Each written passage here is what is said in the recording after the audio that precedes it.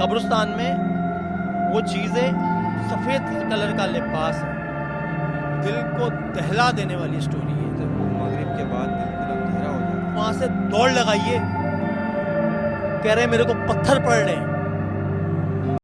السلام علیکم ناظرین، کیسے ہیں آپ؟ امید ہے اچھے ہوں گے. میں سید اسد عباس، آپ دیکھ رہے ہیں خاموشی، اور ہمارے ساتھ موجود ہیں عامر. کیسے ہیں آپ؟ الحمدللہ. اسد بھائی آپ کیسے ہیں؟ اللہ کا شکر ہے. عامر آج کیا سنانے والے ہیں آپ اسٹوری؟ آج کی سٹوری اسد بھائی، ہمارے ایک دوست ہیں، وہ ننکانہ صاحب میں ہوتے ہیں، لاہور کے پاس ہے ننکانہ صاحب. وہاں کے ہیں، کامران نام ہے ان کا. تو انہوں نے شیئر کی تھی میرے ساتھ کال پہ، تو آج ان کی سٹوری سنانے والا ہوں. بہت ہی انٹرسٹنگ سٹوری، دل کو دہلا دینے والی سٹوری ہے، ٹھیک ہے نا. اور آپ لوگ بھی ہمارے چینل کو سبسکرائب کر لیں اور بیل آئیکن آن کر دیں تاکہ ہماری تمام آنے والی ویڈیوز آپ تک ٹائم ٹو ٹائم پہنچ سکیں. اور ہمارے چینل کا نام تو آپ کو پتہ ہے، خاموشی رکھیں. ایک بار آیت الکرسی کا ورد کر لیں، اور پھر میں جا رہا ہوں دل کو دہلا دینے والی سٹوری سنانے. تو ہینڈ فری لگا لیں، اور اب ہم چلتے ہیں سٹوری کی طرف. اسد بھائی کامران اور اس کے ماموں تھے. کامران نے بتایا کہ وہ کراچی کے رہنے والے ہیں. کامران اب شفٹ ہو گئے ہیں لاہور ننکانہ صاحب میں. وہ کہہ رہے ہیں ہم بچپن میں چھٹیوں میں جایا کرتے تھے گاؤں، تو وہاں ہمارے گاؤں میں نا واش روم وغیرہ، باتھ روم وغیرہ نہیں تھے گھروں میں. کچے مکانات جیسے ہوتے ہیں. جی یہ وہ بات بتا رہا ہے 80s اور 90s کے درمیان کی. جب وہ جو جیسے جھوپڑیاں ہوتی ہیں اس ٹائپ کی. جھونپڑیاں نہیں ہوتی، کچے مکان ہوتے ہیں، مٹی کے بنے ہوئے ہوتے ہیں. اگر آپ کو یاد ہو، میں نے پہلے ایپیسوڈ میں یا دوسرے ایپیسوڈ میں آپ کو سٹوری سنائی تھی اپنے گاؤں کی، کہ کچے مکان تھے اور حویلی تھی اور ایسا تھا ویسا تھا. بالکل وہی سین تھا. وہ پہلا ایپیسوڈ تھا. پہلا ایپیسوڈ تھا نا، بالکل وہی. کچے مکان مٹی کے بنے ہوئے ہوتے تھے. تو وہاں کی سٹوری، وہ چھٹیوں میں گاؤں جایا کرتے تھے. کہہ رہے یار ہمیں واش روم وغیرہ جانا ہوتا تھا تو رات کو لوگ جو ہے نا اکٹھے ہو کے جایا کرتے تھے وہ باہر کھیتوں میں، اور وہاں جایا کرتے تھے واش روم. کہہ رہا ہے ایک دن رات کو ماموں جو ہیں وہ مجھے لے کے چلے گئے وہیں کھیت میں. گھر سے تقریباً ہوگا 1 کلومیٹر دور پیدل جانا پڑتا تھا. تو جا کے وہاں چلے گئے. کہہ رہے جب وہاں گئے ہیں تو ماموں نے کہا یہاں تو کھڑا ہو، میں آ رہا ہوں. کہہ رہے ماموں چلے گئے ہیں کھیتوں کے بیچ میں، اور میں نا لائٹ لے کے یوں کھڑا ہو گیا، اور سامنے ہی قبرستان تھا. ان لوگوں کو نہیں پتا کہ ادھر قبرستان. نہیں پتا تھا ان کو، لیکن سامنے کہہ رہے میں قبرستان تھا.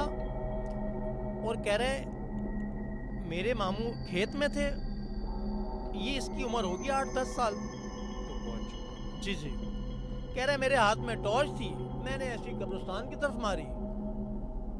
وہاں میں نے دیکھا سفید کپڑا اوڑے ہوئے ایک بندہ کھڑا ہوا ہے، اور لائٹ ہی لائٹ. تم یہ کہہ رہے ہو کہ وہ جو ان کو سفید چیز دکھی ہے اس طرف سے وہ روشنی نظر آئی ہے؟ روشنی نظر آئی، سفید چادر پہنے بالکل ایک بندہ کھڑا ہوا. کہہ رہے میری ایک دم نظر پڑی، اور کہہ رہے میں نے یوں کر لیا. اب کہہ رہے میں ماموں کا انتظار کرنے لگا ہوں کہ جلدی جلدی ماموں آئے. کہہ رہے جب میں نے یوں دیکھا واپس تو کہہ رہے وہ چیز آسمان کے ساتھ لگنے لگ گئی، اتنی بڑی ہو گئی. اتنی اس کی ہائٹ چلی گئی. کہہ رہے میں ماموں کے پاس بھاگ کے چلا گیا. ایسے واقعات تو بہت ہوئے ہیں کہ کوئی چیز اگر آپ کے پیچھے لگ جاتی ہے اور آپ کنٹینیوسلی بھاگ رہے ہیں، اس چیز سے دور بھاگ رہے ہیں، تو ایسے کافی واقعات سننے میں بھی آئے اور ہوتا بھی ہے کہ وہ جو چیز پیچھے لگتی ہے آپ کے، تو اس کا قد اوپر کی طرف جانا شروع ہو جاتا ہے، آسمان کی طرف. آسمان کی طرف جانا. کہہ رہے میں بھاگ کے ماموں کی طرف گیا، اور میں ماموں کی گود میں جا کے بیہوش ہو گیا. اب ماموں کو نہیں پتا کہ میں کیوں بھاگتا ہوا آیا ہوں، اور میرے ساتھ یہ کیا معاملہ ہوا ہے، کیا میں نے دیکھا ہے. یہ دونوں الگ الگ پلیسنگ پہ گئے تھے؟ نہیں، یہ لوگ گئے تھے کھیتوں میں واش روم کے لیے، ٹھیک ہے. ماموں کھیت میں چلے گئے واش روم کے لیے. کھیت ایسی ہوتے ہیں، جھاڑیاں ہوتی ہیں، تو وہ تھوڑا سا پاس جا کے بیٹھ گئے. اپوزٹ قبرستان تھا ایک.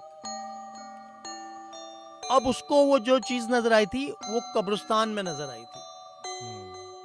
वो तो बेहोश हो गया होगा उस वक्त, तो दोबारा जब देखा होगा तो। यही तो बता रहा हूँ, जब उसने फिर वो भागा है मामू की तरफ खेतों के अंदर, जहां उसके मामू थे, मामू के ऊपर गिरा और जाके बेहोश हो गया। अब आपको पता है जब ऐसी कंडीशन होती है तो ज्यादातर लोग जो है अपने होश खो बैठते हैं और ऐसी कंडीशन हो जाती है कि बेहोश हो जाता है इंसान। तो समझ रहे होंगे पता नहीं क्या हो गया, कोई पीछे लग गया। मामू को नहीं पता ना, मामू को पता ही नहीं है, मामू की गोद में आके बेहोश हो गया, मामू खुद परेशान हो गए, मामू के ऊपर आके गिरा, मामू ने उसको उठाया, मामू घर ले गए। अब जब घर गए पानी वानी मारते हैं, अब इसको ना बहुत तेज बुखार हो जाता है।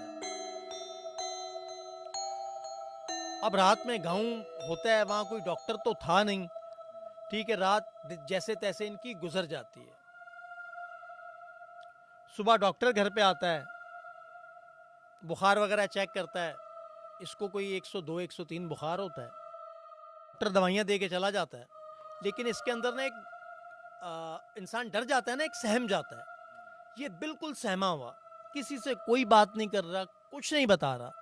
वो डर उसके दिलो दिमाग में पेवस्त हो गया था, जो उसने उस वक्त देखा है, जी जी। जो टॉर्च उसने मारी है, जो उस वक्त इसके साथ हुआ है। जाहिर सी बात है, कोई नॉर्मल बंदा कोई भी हो, एकदम ही खेत में अंधेरे में कोई ऐसी चीज़ दिख जाए, ऐसी मखलूक दिख जाए, तो उसको तो फिर बुखार तो चढ़ता ही है। कब्रिस्तान में हम अगर रात को कहीं जा रहे हों, पीछे से आहिस्ता हवा की भी आवाज़ आती है ना, हम लोग पीछे मुड़ के देखते हैं क्या, और खुदा ना खास्ता बिल्ली भी आ जाए ना, तो बिल्ली से भी इंसान एक टाइम पे डर जाता है, अबे कोई जिन्नात तो नहीं है ये।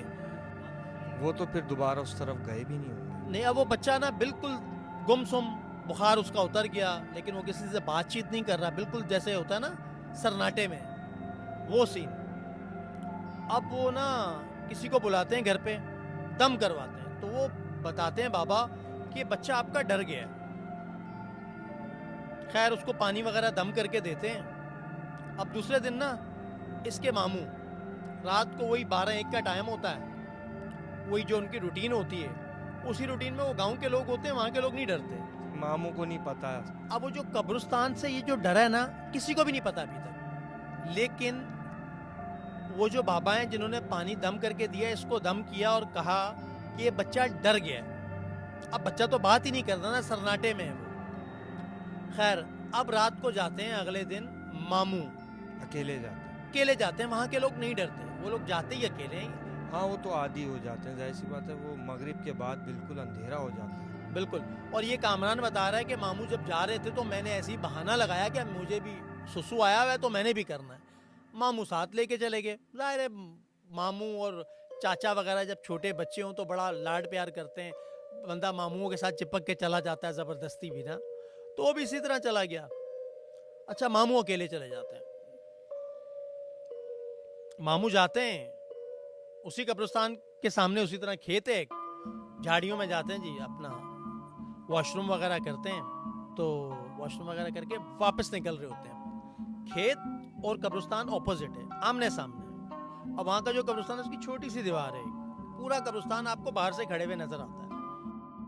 अब मामू जा रहे हैं, मामू के ना यहाँ एक कोई चीज पत्थर आता है जो मामू के यहाँ से गुजर के मामू के आगे जाके गिरता है। उन्होंने तो फौरन पलट के देखा होगा कि ये कौन है। उन्होंने फौरन पलट के देखा, कहते हैं सेम वही सीन, कहते हैं कब्रिस्तान के अंदर से सफेद कलर का लिबास है, मामू के साथ दूसरे दिन सीन लग गया भाई। कब्रिस्तान में वो चीज है, सफेद कलर का लिबास है, और बिल्कुल जो ना क्लियर नजर आ रही है कब्रिस्तान में कि कोई चीज खड़ी हुई है। मामू कह रहे हैं जैसे ही मैंने देखा, मैंने तो आयतुल कुर्सी शुरू कर दी।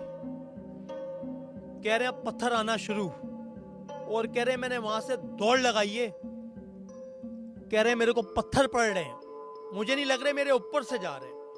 कह रहे हैं मैंने फिर एक दफा पीछे मुड़ के देखा तो देखा वो चीज आसमान के साथ लगी हुई है।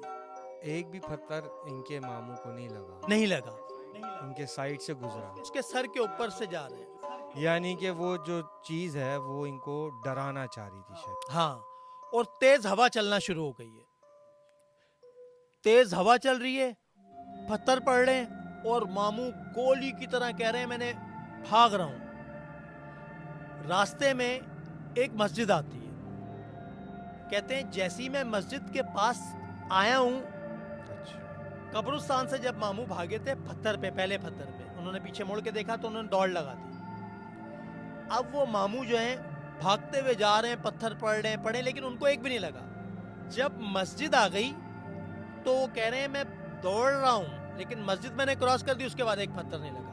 وہ ان کو اس لیے ڈرایا گیا ہوگا کہ یہ واش روم کے لیے قبرستان کے پاس آ رہے ہیں تاکہ یہ دوبارہ اس طرف نہ آئے. یہ بات ہو سکتی ہے شاید. بالکل آپ صحیح جگہ پہنچ گئے.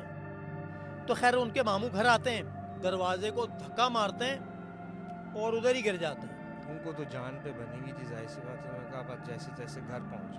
اب وہ کہہ رہے ہیں اس دور میں لائٹ تو ہوتی نہیں تھی، لالٹین اور موم بتیاں یہ سب. ہاں کہہ رہے بھائی پورا گھر آ گیا، کیا ہو گیا اس کو. کہہ رہے ہیں اس کو اٹھا کے لے کے گئے، پانی وانی مارا، اس کو ہوش ووش دلایا. وہ مطلب اس کی یہ سچویشن تھی پوری. ہاں کہ ماموں کے سانس آ نہیں رہے، اس کو پانی پلاتے ہیں، ریلیکس کرتے ہیں. پھر ماموں بتاتے ہیں کہ میرے ساتھ کیا ہوا. کہہ رہے ہیں کہ میں سامنے قبرستان گیا، وہی جہاں وہ واش روم کے لیے جاتے ہیں، قبرستان کے سامنے جو فصل ہے. تو کہہ رہے ہیں کہ میرے ساتھ یہی ہوا، قبرستان میں مجھے کسی چیز نے ڈرا دیا اور مجھے پتھر مارنا شروع ہو گئی. میں وہاں سے بھاگا ہوں، بہت ڈرا ہوا ہے ماموں، کانپ رہا ہے، ہچکچا رہا ہے، اس سے بات بھی نہیں کی جا رہی. تو جا کے ان کے گھر والوں کو یہ چیز فیل ہوتی ہے کہ ہمارے، کیونکہ کل جو تھا وہ کامران بھی اپنے ماموں کے ساتھ گیا تھا، اسی جگہ پہ گیا.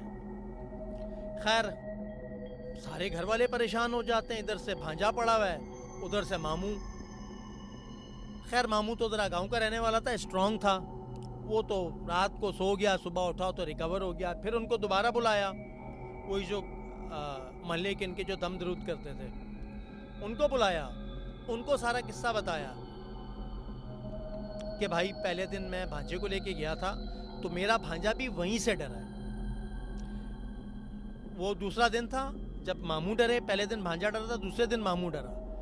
پھر جو ہے انہوں نے دم وغیرہ کیا اور بھانجا بھی تقریباً بہتر ہو گیا تھا کہ اس نے بات کرنا شروع کر دی. پھر اس نے بتایا کہ میں ماموں کے ساتھ جب گیا تھا تو ماموں واش روم کر رہے تھے اور میں نے قبرستان میں ایک چیز دیکھی تھی، تو میں ماموں کے پاس بھاگا، اس کے بعد مجھے نہیں پتا میرے ساتھ کیا ہوا.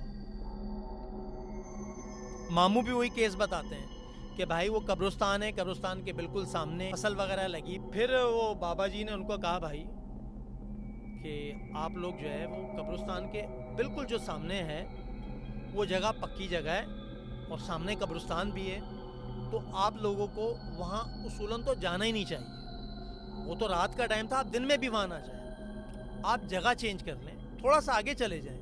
وہ بس وہ چیزیں وہ یہی چاہتی تھیں کہ یہ یہاں پہ آ کے نہ کریں. جی جی کیونکہ وہ قبرستان کے ساتھ ہے، وہ نہیں چاہ رہی چیزیں کہ یہ واش روم وغیرہ یہاں پہ کریں. بالکل. تو انہوں نے پھر ان کو سمجھایا وغیرہ، پھر دم وغیرہ کرتے رہے. ماموں تو 1-2 دن میں ہی ٹھیک ہو گئے تھے. ظاہر ہے وہ وہاں کے رہنے والے بھی تھے اور ان چیزوں کے یوز ٹو ہوتے ہیں وہاں کے لوگ. بچے کو ذرا 1 ہفتہ 10 دن لگ گئے سیٹ ہونے میں. پھر یہ معاملات الحمدللہ ٹھیک ہو گئے سارے. جو ہے وہ جن سے وہ دم کروا رہے تھے وہاں سے ان کو آرام آ گیا. تو یہ سٹوری تھی کامران کی. جی ناظرین، امید ہے آپ کو سٹوری پسند آئی ہوگی. آپ ہمیں اپنا فیڈ بیک دینا نہ بھولیں. جب آپ کامنٹ کریں گے نا تو ہماری حوصلہ افزائی ہوگی. جب ہماری حوصلہ افزائی ہوگی تو ہم اس سے بھی اچھا شو آپ کے لیے لے کر آئیں گے. تو ناظرین جس نے ہمارا چینل سبسکرائب نہیں کیا، ہمارے چینل کو سبسکرائب کر دیں اور بیل آئیکن آن کر دیں تاکہ ہماری تمام آنے والی ویڈیوز آپ تک ٹائم ٹو ٹائم پہنچ سکیں. اور آپ بھی ہمیں اپنی سٹوری شیئر کر سکتے ہیں انسٹاگرام پر اور واٹس ایپ پر. نیچے ہمارے نمبر چل رہے ہیں واٹس ایپ کا، آپ اس پہ ہم اپنی سٹوری شیئر کر سکتے ہیں. مجھے اور اسد کو دیجیے اجازت. اللہ حافظ.